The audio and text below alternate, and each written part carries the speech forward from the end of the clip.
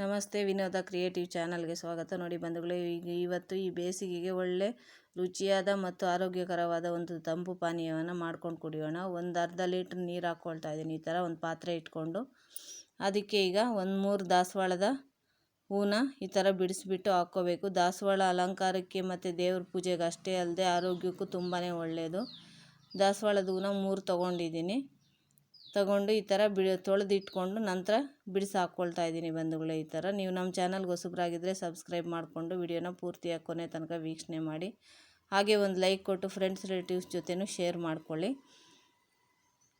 ದಾಸವಾಳದ ಹೂವು ತುಂಬಾ ಒಳ್ಳೆಯದು. ಏನಕ್ಕೆಲ್ಲ ಉಪಯೋಗ ಅಂತ ಹೇಳಿದ್ರೆ, ಹೆಣ್ಮಕ್ಳಲ್ಲಿ ಮುಟ್ಟಿನ ಸಮಸ್ಯೆಗೆ ಮತ್ತು ಮುಟ್ಟಿನ ಸಮಯದಲ್ಲಿ ಹೊಟ್ಟೆ ನೋವು ಕಾಣಿಸ್ಕೊಳ್ಳುತ್ತಲ್ವ, ಅದಕ್ಕೆ ಕೂದಲಿನ ಬೆಳವಣಿಗೆಗೆ, ಹೃದಯ ಸಂಬಂಧಿ ಕಾಯಿಲೆಗೆ ಎಲ್ಲನೂ ತುಂಬಾ ಒಳ್ಳೆಯದು. ನೋಡಿ, ಇವಾಗ ಸ್ವಲ್ಪ ಕುದಿ ಬಂದ ನಂತರ ಬಿಸಿನೀರಿಗೆ 1 ಉಂಡೆ ಬೆಲ್ಲ ತಗೊಂಡು ಜಜ್ಜಿಬಿಟ್ಟು ಈ ಥರ ಹಾಕ್ಕೊಳ್ತಾ ಇದ್ದೀನಿ.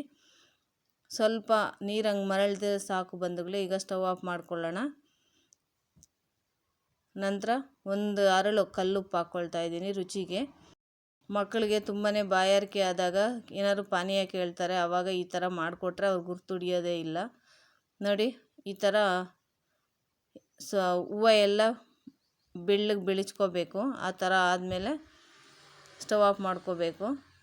ನಂತರ ಉಗುರು ಬೆಚ್ಚಗಿರೋವಾಗ, ತಣ್ಣಗಾಗಿ ಉಗುರು ಬೆಚ್ಚಗಾದ್ಮೇಲೆ ಈ ಥರ ನಿಂಬೆಹಣ್ಣನ್ನು ಒಂದು ಅರ್ಧ ಹೋಳು ನಿಂಬೆಹಣ್ಣು ಹಾಕ್ಕೋಬೇಕು ಬಂಧುಗಳೇ.